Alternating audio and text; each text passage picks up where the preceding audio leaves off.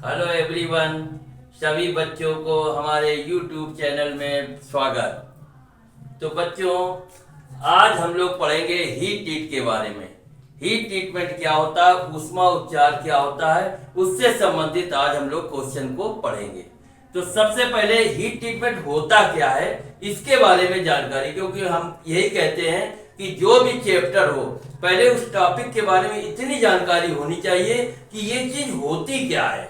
तो सबसे पहले जानते हैं कि हीट ट्रीटमेंट या ऊष्मा उपचार किसे कहते हैं। तो देखिए, दो लाइन का एक आंसर है कि हीट ट्रीटमेंट या ऊष्मा उपचार एक ऐसी विधि है जिसके द्वारा किसी धातु की बनावट अथवा संरचना तथा उसके यांत्रिक गुणों को अपनी इच्छा अनुसार बदला जा सके।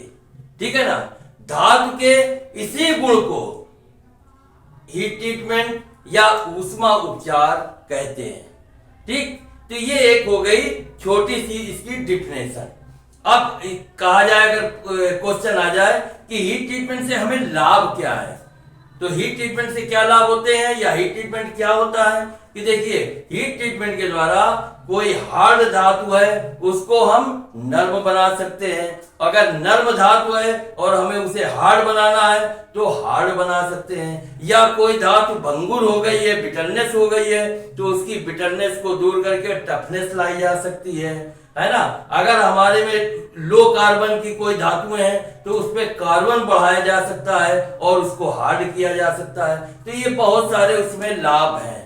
ठीक है ना, इसीलिए हीट ट्रीटमेंट किया जाता है। अब हीट ट्रीटमेंट से संबंधित हम लोग कुछ प्रश्न और उत्तर करते हैं। और एक चीज ध्यान रखना, जुलाई में आप लोगों का एग्जाम है, इसके बाद हम लोग इसके बारे में फुल डिटेल से पढ़ेंगे। अभी हम लोग सिर्फ क्या कर रहे हैं, जो मल्टीपल चॉइस क्वेश्चन है उनको पूरा कर रहे हैं, क्योंकि एग्जाम में तो शॉर्ट में हम लोग पढ़ रहे हैं। इसके बाद हम लोग विस्तार से इसके बारे में चर्चा करेंगे।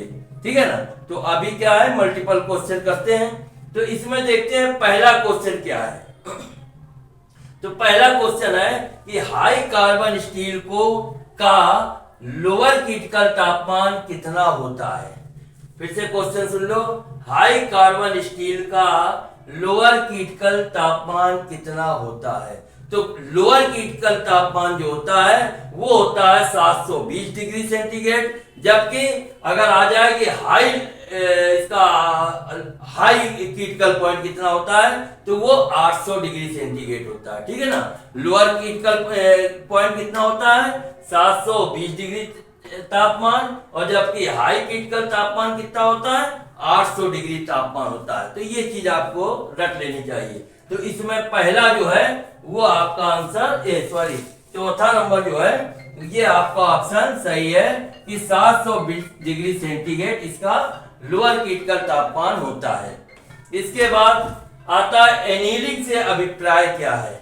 एनीलिंग क्या होती है। ऑप्शन दे रखा है कि धातु को नर्म करना एनीलिंग कहलाता है, या धातु को हार्ड करना या कठोर करना एनीलिंग होता है, कि धातु को अच्छा बनाना एनीलिंग कहलाता है, कि बनावट ठीक करना एनीलिंग होता है। तो एनीलिंग क्या होता है, एनीलिंग से अभिप्राय है धातु को एनील करना अर्थात मुलायम बनाना। अगर कोई कठोर धातु है, हार्ड धातु है, तो इसको एनील करना अर्थात मुलायम करना ही धातु की एनीलिंग कहलाती है।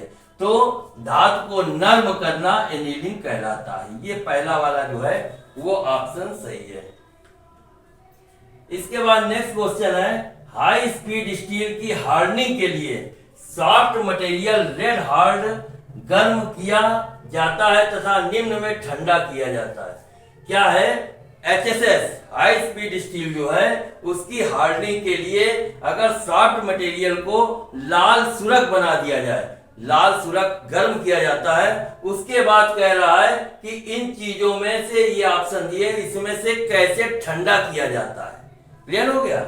जो HSS माने हाई स्पीड स्टील की कोई धातु है उसको लाल सुरख गर्म करके हार्ड किया जाता है, फिर उसके बाद उसको ठंडा कैसे किया जाता है तो उसके बारे में बताना। तेल के द्वारा ठंडा करते हो, कि हवा के द्वारा, कि पानी के द्वारा, कि उपलों की राख में। तो देखिए HSS का जो मटेरियल होता है हाई स्पीड स्टील का जो मटेरियल होता है उसको पहले तो उसी खूब गर्म किया जाता है, लाल सूरज गर्म कर दिया जाता है, उसके बाद उसे स्वतः ठंडा होने के लिए छोड़ दिया जाता है, अर्थात हवा के द्वारा उसको जो है ठंडा किया जाता है। तो ये आपका ऑप्शन सही है सेकंड वाला, कि उसको HSS को ठंडा होने के लिए स्वतः छोड़ दिया जाता है, जिससे हवा से वो ठंडा होता रहता है। इसके बाद नेक्स्ट क्वेश्चन है कि केस हार्डनिंग सामान्यतया उस स्टील के लिए जिसमें निम्न होता है। केस हार्डनिंग सामान्यतः किसमें की जाती है, इसके बारे में क्वेश्चन है कि लो कार्बन स्टील जो होती है उसमें केस हार्डनिंग की जाती है, कि हाई कार्बन स्टील में उसमें केस हार्डनिंग की जाती है, कि हाई क्रोमियम में उसमें केस हार्डनिंग की जाती है, कि HSS माने हाई स्पीड स्टील में हम लोग केस हार्डनिंग करते हैं। तो देखिए केस हार्डनिंग क्या होता है, देखिए जॉब को हार्ड करना, हार्डनिंग में भी जॉब को हार्ड किया जाता है और केस हार्डनिंग के द्वारा, केस हार्डनिंग विधि के द्वारा भी जॉब को हार्ड किया जाता है।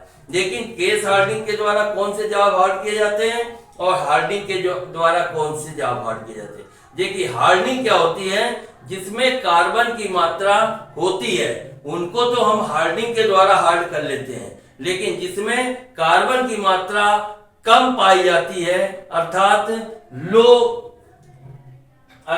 लो कार्बन होता है, तो उस ऐसे को स्टील को हम लोग केस हार्डनिंग विधि के द्वारा हार्ड करते हैं। ठीक है ना, लोग जिसमें कार्बन की मात्रा कम होती है उसको हार्ड करने के लिए हमें क्या करना होता है, केस हार्डनिंग की जाती है। जैसे माइल्ड स्टील MS जो है, माइल्ड स्टील क्या है, उसमें कार्बन की मात्रा बहुत कम होती है, तो इसके लिए क्या किया जाता है, केस हार्डनिंग के द्वारा उसको हार्ड किया जाता है, अर्थात उसमें पहले कार्बन की मात्रा बढ़ाई जाती है, कार्बन की मात्रा बढ़ाने के बाद फिर उसको हार्ड किया जाता है। तो ऐसी विधि को केस हार्डनिंग विधि कहते हैं।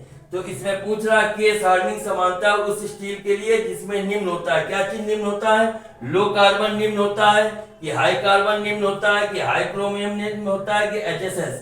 तो जो लो कार्बन होता है वो जिसमें निम्न होता है, कार्बन की मात्रा कम होती है, उसको हम केस हार्डनिंग विधि के द्वारा हार्ड करते हैं। इसके बाद नेक्स्ट क्वेश्चन है कि टेम्परिंग क्या होती है। देखते जाइए, क्वेश्चन सारे क्लियर इसी में होते रहेंगे, आपको चैप्टर पढ़ने की जरूरत ही नहीं। टेम्परिंग क्या होती है, ऑप्शन है कि बिटरनेस कम करना टेम्परिंग कहलाती है, कटिंग एज हार्ड करना टेम्परिंग है, कि टेम्पलेट द्वारा चेक करना जॉब को वो टेम्परिंग कहलाती है, कि कटिंग एज शार्प करना ये टेम्परिंग कहलाती है। तो देखिए टेम्परिंग क्या होती है, जब धातु को हम हार्ड करते हैं, हार्डिंग के द्वारा जाप को कठोर या हार्ड किया जाता है, तो क्या होता है, जब उसके बाद जब हार्ड करते हैं तो धातु ज्यादा हार्ड हो जाती है और अधिक हार्ड होने के कारण वो क्या हो जाती है, भंगुर हो जाती है या उसमें बिटरनेस हो जाती है, जिसके कारण उसमें झटके बर्दाश्त करने की शक्ति समाप्त हो जाती है ना। जरा सा झटका लगा तो वो टूट गया, या ऊपर से कोई जरा चीज रखी है लोहे की बहुत हार्ड है, अगर नीचे किया तो हार्डनेस के पीछे वो टूट जाएगी। तो इस बिटरनेस को कम करने के लिए अर्थात भंगुरता को कम करने के लिए टेम्परिंग किया जाता है, ठीक है ना।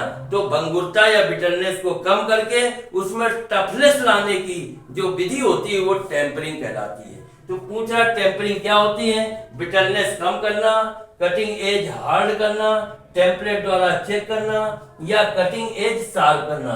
तो हमने बताया बिटरनेस को कम करके उसमें टफनेस लाने की जो क्रिया होती है वो टेम्परिंग होती है, ठीक। इसके बाद नेक्स्ट क्वेश्चन लास्ट है कि कार्बन को 730 डिग्री सेंटीग्रेड तक गर्म करके धीरे धीरे भट्टी में ठंडा करने की क्रिया को क्या कहते हैं। गैस हार्डनिंग विधि में ये कार्य किया जाता है। दूसरा ऑप्शन है कि हार्ड करना, तीसरा टेम्परिंग करना, चौथा एनीलिंग विधि द्वारा। तो देखिए जो जब धातु को ज्यादा हार्ड होती है उसको हमें मुलायम करना होता है, एनील करना होता है। तो हम लोग जिस भट्टी में उसको गर्म करते हैं 730 डिग्री सेंटीग्रेड तक उसको गर्म करते हैं, फिर स्वतः उसको उसी भट्टी में छोड़ देते हैं, तो धीरे धीरे भट्टी में वो ठंडी हो जाती है। ठंडी होके जो वो है धातु जो है एनील या मुलायम हो जाती है। तो इस प्रकार से तो आपका क्या आया, एनीलिंग, है ना। क्वेश्चन था कार्बन को 730 डिग्री सेंटीग्रेड तक गर्म करके भट्टी में ठंडा करने की क्रिया को एनीलिंग कहते हैं। तो ये आपके हो गए कुछ क्वेश्चन। इसके बाद अगला क्वेश्चन जो है हम लोग अभी फिर से और करते हैं। अब नेक्स्ट क्वेश्चन करते हैं। नेक्स्ट क्वेश्चन क्या है कि हाई स्ट्रेंथ वाले नट एवं बोल्ट क्या किए जाते हैं। जो हाई स्ट्रेंथ वाले नट बोल्ट होते हैं उसमें क्या किया जाता है। ऑप्शन है कि उसको हार्ड किया जाता है, दूसरा है कि उसको केस हार्ड किए जाते हैं, तीसरा है कि उसको टेम्पर किया जाता है, चौथा है कि नाइट्राइट किया जाता है। तो देखिए हाई स्ट्रेंथ वाले जो नट बोल्ट होते हैं उसको क्या किया जाता है, उसको टेम्परिंग करके उसको टफनेस बना लिया जाता है। तो ठीक है, तो हाई स्ट्रेंथ वाले नट या बोल्ट या कोई भी मटेरियल है उसको क्या किया जाता है, उसको टेम्परिंग करके टफनेस बना लिया जाता है। तो टेम्परिंग जो है थर्ड ऑप्शन आपका सही है। इसके बाद नेक्स्ट क्वेश्चन है कि केस हार्डनिंग किसे किया जा सकता है। केस हार्डनिंग जो है वो किस मटेरियल को किया जा सकता है। ऑप्शन है कास्ट आयरन में केस हार्डनिंग की जाती है, कि हाई कार्बन स्टील में केस हार्डनिंग की जाती है, कि हाई स्पीड स्टील में केस हार्डनिंग की जाती है, कि माइल्ड स्टील में की जाती है। तो अभी हम लोगों ने पढ़ा था कि केस हार्डनिंग किस चीज में की जाती है, जो लो कार्बन वाले लोहे होते हैं जिसमें कार्बन की मात्रा कम पाई जाती है, उनको केस हार्डनिंग की जाती है। और किसमें कार्बन की मात्रा कम है, माइल्ड स्टील जो होती है MS, माइल्ड स्टील में कार्बन की मात्रा बहुत कम होती है। ये भी अभी हम लोगों ने पढ़ा था कि माइल्ड स्टील में कार्बन की मात्रा कम होती है या लो होती है, इसलिए इसको हार्ड नहीं किया जा सकता। इसके लिए केस हार्ड किया जाता है, क्योंकि पहले केस हार्डनिंग का क्या प्रोसेस है कि पहले उसमें कार्बन की मात्रा बढ़ाया जाता है। तो उसकी कई विधियां हैं, किस विधि के द्वारा कैसे कार्बन की मात्रा बढ़ाया जाता है, इसके बारे में हम लोग विस्तार से हीट ट्रीटमेंट का चैप्टर जो हमने बताया, जब जुलाई के बाद हम लोग पढ़ेंगे तो विस्तार में पढ़ेंगे, तब एक एक चीज क्लियर होती रहेगी। अभी हम लोग ऑप्शनल पढ़ रहे हैं तो ऑप्शनल समझते चलो कि केस हार्डनिंग किसे किया जा सकता है। तो जो लो कार्बन स्टील वाले मटेरियल होते हैं उनको केस हार्डनिंग किया जाता है। तो इसमें लो कार्बन स्टील वाले क्या है, माइल्ड स्टील जो है उसे हम केस हार्ड कर सकते हैं। इसके बाद नेक्स्ट क्वेश्चन है कि अधिक ब्रिटलनेस को दूर करने के लिए चीजल को क्या किया जाता है। अगर ब्रिटलनेस छेनी में अधिक आ गई है तो उसको क्या करेंगे, उसको टेम्परिंग करके हटाएंगे, कि उसको हार्डनिंग करेंगे, कि उसको कार्बोनाइजिंग करेंगे, कि उसको एनीलिंग करेंगे। तो हमने बताया कि ब्रिटलनेस या भंगुरता आ जाती है किसी चीज में, और ब्रिटलनेस क्यों आती है इसको फिर से एक बार रिपीट कर रहे हैं जो अच्छी तरीके से क्लियर होता रहे कि ब्रिटलनेस और भंगुरता क्यों आती है। जब जाप ज्यादा हार्ड हो जाता है तो वो क्या हो जाता है, ब्रिटल हो जाता है या भंगुर हो जाता है, जिसमें क्या होती है, उसमें कंपन बर्दाश्त करने की शक्ति या झटके बर्दाश्त करने की शक्ति नहीं रहती है और वो जरा से झटके में टूट जाता है लोहा। तो ऐसे लोहे को ब्रिटलनेस दूर करने के लिए क्या करते हैं, इसके लिए हम टेम्परिंग करते हैं। टेम्परिंग के द्वारा हम आपको टफनेस बना सकते हैं। टेम्परिंग के द्वारा हम इसकी ब्रिटलनेस को कम करके टफनेस आपको बना लेते हैं। तो यही क्वेश्चन था, अधिक ब्रिटलनेस को दूर करने के लिए चीजल को क्या किया जाता है। तो चीजल को अगर अधिक ब्रिटलनेस आ गई है चीजल में तो उसको टेम्परिंग के द्वारा दूर किया जा सकता है। तो टेम्परिंग जो है ये हमारा सही है। इसके बाद नेक्स्ट क्वेश्चन है कि कार्बन स्टील को कितने डिग्री पर टेम्पर किया जाता है।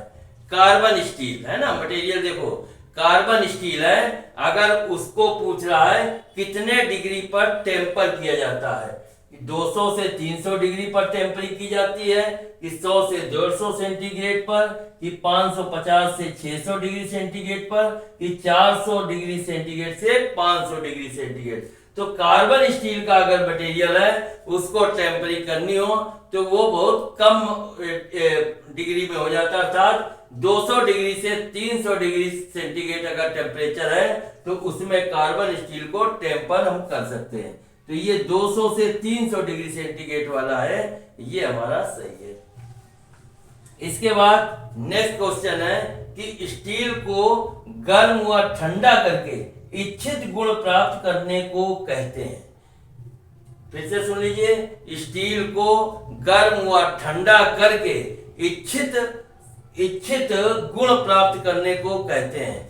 क्या कहते हैं? ऑप्शन है कि नॉर्मलाइजिंग उसको कहते हैं, कि हार्डनिंग कहते हैं, कि इसको हीट ट्रीटमेंट कहते हैं, कि उसको टेम्परिंग करते हैं। तो सबसे पहले हम लोगों ने हीट ट्रीटमेंट की एक परिभाषा यहीं से चालू की थी कि किसी चाप को या स्टील को गर्म व ठंडा करके उसकी बनावट, संरचना व इसके यांत्रिक गुणों को अपनी इच्छा अनुसार हीट ट्रीटमेंट के द्वारा हम बदल सकते हैं। ठीक है ना?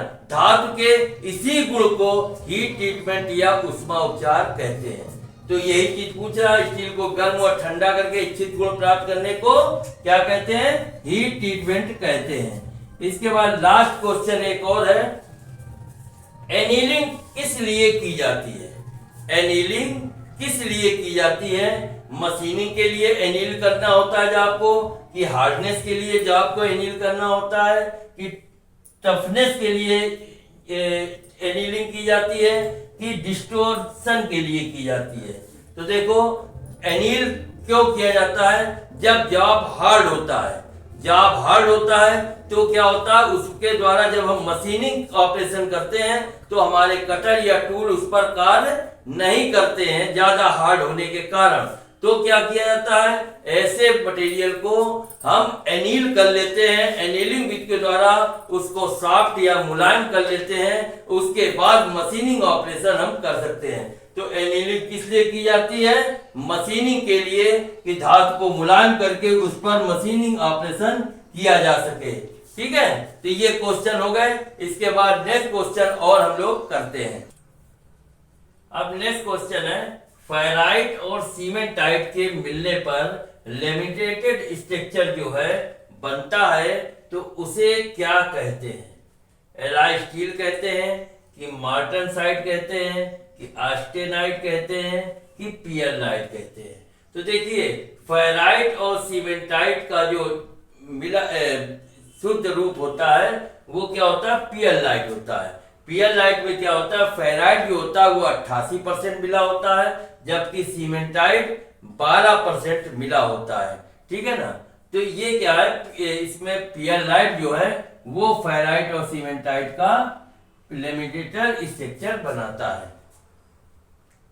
इसके बाद नेक्स्ट क्वेश्चन है कि जिस स्टील में 0.83 कार्बन होती है उससे स्टील की बढ़ती है। क्या चीज बढ़ती है? अगर 0.83 कार्बन अगर मिला हो तो स्टील में क्या चीज बढ़ जाती है? उससे हार्डनेस बढ़ जाती है स्टील की स्ट्रेंथ बढ़ जाती है, कि मैलेबिलिटी बढ़ती है, कि डक्टिलिटी बढ़ती है।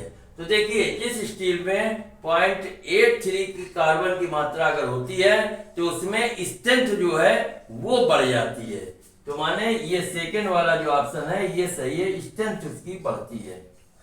इसके बाद नेक्स्ट क्वेश्चन है कि स्टील में कार्बन की मात्रा बढ़ने से क्या होता है? अगर स्टील में कार्बन की मात्रा बढ़ जाए तो क्या होता है? कठोरता बढ़ती है, कि सुदृढ़ता बढ़ती है, कि सुदृढ़ता कम होती है, कि डक्टिलिटी बढ़ती है? तो देखो, अगर स्टील में कार्बन की मात्रा बढ़ जाए तो क्या हो जाता है? स्टील जो है वो बहुत कठोर हो जाएगी, हार्ड हो जाएगी। तो कठोरता बढ़ती है अगर स्टील में कार्बन की मात्रा बढ़ेगी। नेक्स्ट क्वेश्चन है, यह गामा लोहे व कार्बन का घोल है, कौन सा? फेराइट, की सीमेंटाइट, की पियरलाइट, की ऑस्टेनाइट? है ना? तो गामा लोहे व कार्बन का घोल क्या होता है? ऑस्टेनाइट में होता है, ऑस्टेनाइट। फिर इसके बाद नेक्स्ट क्वेश्चन है कि यह लोहे व कार्बन का रासायनिक मिश्रण है, लोहे व कार्बन का रासायनिक मिश्रण क्या है? फेराइट है कि सीमेंटाइट है कि पियरलाइट है कि आस्टेनाइट है ना? तो आस्टेनाइट सीमेंटाइट जो होता है वो फेराइट व कार्बन का रासायनिक मिश्रण होता है, ठीक है ना? फेराइट और सीमेंटाइट का फेराइट और कार्बन का रासायनिक मिश्रण होता है, अर्थात फेराइट माने लोहा, है ना? लोहा व कार्बन का, क्योंकि फेराइट में क्या होता है? शुद्ध लोहा होता है। तो फेराइट कार्बन का रासायनिक मिश्रण कौन है? सीमेंटाइट है। इसके बाद नेक्स्ट क्वेश्चन आता है, कौन सा कार्बन व लोहे का एलॉय है जिसमें कार्बन मिश्रित रूप से पाई जाती है? स्टील में कार्बन मिश्रित रूप में पाई जाती है कि रॉट आयरन में कि पिग आयरन में कि कास्ट आयरन में? तो देखो कौन सा कार्बन व लोहे का एलॉय है जिसमें कार्बन मिश्रित रूप से पाई जाती है? तो स्टील जो होती है उसमें जो है कार्बन मिश्रित रूप से पाई जाती है, तो स्टील आपका सही है। तो ये हो गए आपके, ये क्वेश्चन हो गए। अब इसके बाद नेक्स्ट क्वेश्चन और हम लोग पढ़ते हैं, ठीक है? अब नेक्स्ट क्वेश्चन करते हैं। लो कार्बन स्टील की बाहरी सतह को हार्ड करने के लिए की जाने वाली क्रिया को क्या कहते हैं? लो कार्बन स्टील की बाहरी सतह को हार्ड करने वाली की जाने वाली क्रिया को क्या कहते हैं? टेम्परिंग कहते हैं, हार्डनिंग कहते हैं, अनीलिंग कहते हैं कि केस हार्डनिंग कहते हैं? तो देखो हमने बताया केस हार्डनिंग जो होती है वो क्या होता है? अंदरूनी भाग को हार्ड नहीं किया जाता है। केस हार्डनिंग में उसके बाहरी भाग जो होते हैं उसको हार्डनिंग की जाती है। तो इसमें कह रहा है टेम्परिंग, हार्डनिंग, अनीलिंग और केस हार्डनिंग, बाहरी सतह को हार्ड करने के लिए क्या बताया? केस हार्ड के द्वारा बाहरी सतह को हार्ड किया जाता है, तो केस हार्डनिंग हो गई। इसके बाद नेक्स्ट क्वेश्चन है कि टफनेस बढ़ने व ब्रिटलनेस को कम करने की क्रिया को क्या कहते हैं? टफनेस बढ़ने और ब्रिटलनेस कम करने की क्रिया को क्या कहते हैं? ये अभी हम लोगों ने पढ़ा था। क्या पढ़ा था? ऑप्शन है टेम्परिंग, हार्डनिंग, एनीलिंग और कार्बोनाइजिंग। तो टेम्परिंग के बारे में पढ़ा था। टेम्परिंग क्या करती है? बिटरनेस और भंगुरता को कम करके और टफनेस को लाती है, टफनेस को बढ़ाती है। तो टफनेस बढ़ने व बिटरनेस को कम करने की क्रिया को टेम्परिंग कहते हैं। इसके बाद नेक्स्ट क्वेश्चन है कि लोहे व कार्बन का घोल है फेराइट, सीमेंटाइट, पियरलाइट और आस्टेनाइट। ये क्वेश्चन लगता है रिपीट हो गया। लोहे व कार्बन का घोल क्या होता है? सीमेंटाइट होता है ना? वो लोहे और कार्बन का मिश्रित घोल होता है, सीमेंटाइट। तो ये वाला आपका सही है। इसके बाद नेक्स्ट क्वेश्चन है, टेम्परिंग हमेशा क्या आने पर दी जाती है? ऑप्शन है हार्डनिंग कलर आने पर टेम्परिंग दी जाती है, टेम्परिंग कलर आने पर, कि केस हार्डनिंग कलर पर, कि एनीलिंग कलर पर। टेम्परिंग हमेशा क्या आने पर दी जाती है? तो टेम्परिंग हमेशा टेम्परिंग कलर आने पर ही दी जाती है। तो टेम्परिंग कलर, ये सेकंड वाला है ऑप्शन, ये आपका सही है। इसके बाद लास्ट क्वेश्चन है कि एनीलिंग करने के लिए जाब को किसमें दबाया जाता है? जब जाब को एनील करना हो अर्थात मुलायम बनाना हो तो कह रहा है जाब को किसमें दबाते हैं? लाइमस्टोन में दबाते हैं, कि कोक माने कोयला में दबाते हैं, कि फ्लक्स में दबाते हैं, कि कच्चा लोहा में दबाते हैं? तो एनीलिंग करने के लिए लाइमस्टोन में दबाया जाता है। ये हो गया आपका ये। तो इस तरीके से ये आपके आज के ऑप्शनल क्वेश्चन हीट ट्रीटमेंट से संबंधित हो गए, है ना? उम्मीद है आप लोग खूब मन लगा के इसको पढ़ेंगे, ठीक? और आप लोग जिसने अभी तक सब्सक्राइब न किया हो चैनल, वो सब्सक्राइब करें, लाइक करें और शेयर करें, ठीक? विदा।